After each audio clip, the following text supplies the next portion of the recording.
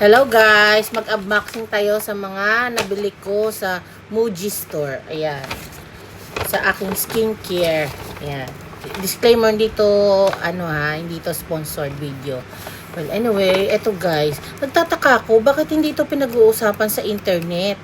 Ano siya, underrated siya, pero maganda talaga siya sa mukha guys. Try nyo, pati mawawala yung mga mga pores nyo. Promise, try nyo gamitin to guys. Hindi siya bumubula, gel siya, pero nakakatanggal siya ng makeup guys. Ayan, oh.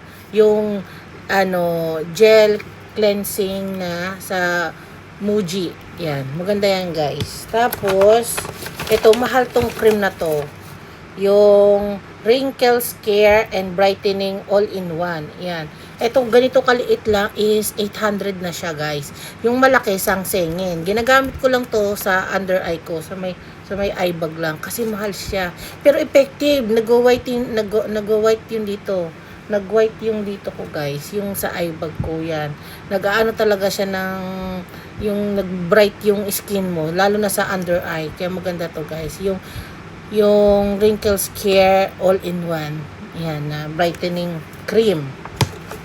Tapos, itatry ko yung booster serum. Ito, mahal to guys. Ganito lang kaliit. Ilang grams ba to? 50 ml siya. Nisengin siya. Ganyan lang siya kaliit, nisengin. Itatry natin. Napanood ko to sa mga TikToker na mga Japanese na maganda daw tong booster serum. Itatry ko siya kung gaano siya kaganda. And then, bumili ako ng eye patch. Yan. Bumili ako ng eye patch para dito. Hakin lang to guys. Itong eye patch na to. Lalagyan ko muna siya ng serum. Tapos ilalagay ko siyang ganyan. Eye patch. Hakin lang siya. Tapos ilang piraso ba to? 20 pieces ang isa. 20 pieces isang pack. Tapos hakin lang siya. Yan. Eye patch. Lalagay ko sa mata.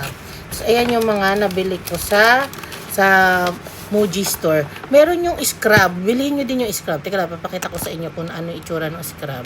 Ito yung scrub guys. So scrub mura lang. Mga 300 lang ata yung scrub. Maliit lang ang 30 gram lang yung binili ko. Kasi hindi ko naman siya magagamit totally lahat.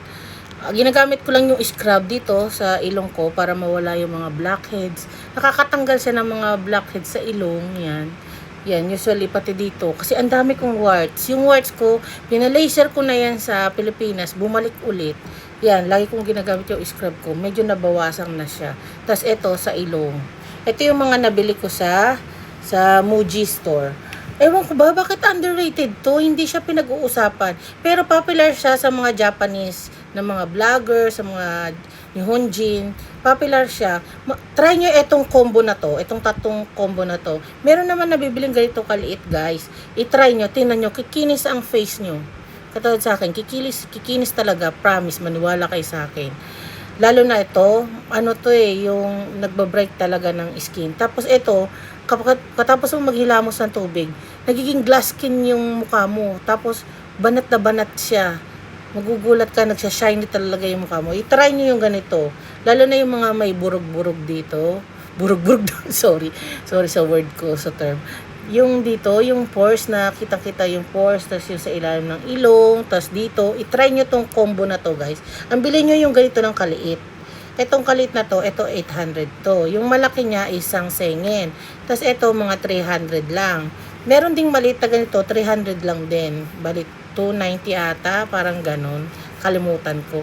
Basta i-try nyo tong tatlo guys. Pag napadaan kayo sa Muji Store. Yun lang guys.